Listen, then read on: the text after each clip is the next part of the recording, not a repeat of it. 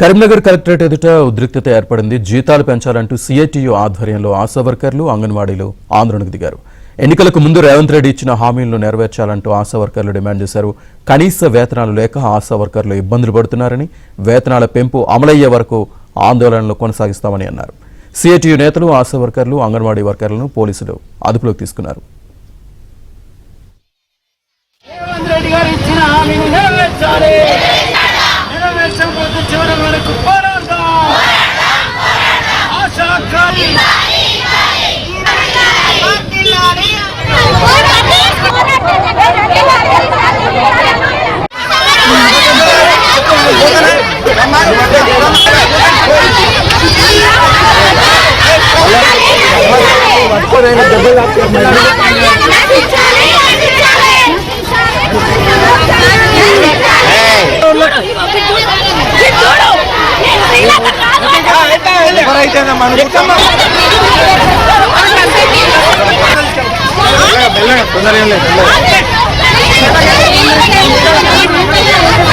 లోపలికి వెళ్ళి దాకా అవుతాం.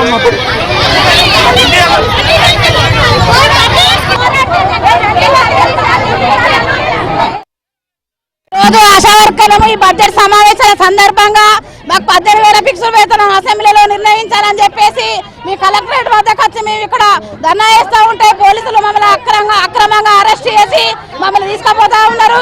ఈ అక్రమ అరెస్టులను ఖండిస్తూ ఉన్నాము. ఇది కరెక్ట్ కాదు. మాతో పెట్టి చాకరీ ప్రభుత్వం చేయించుకుంటున్నది.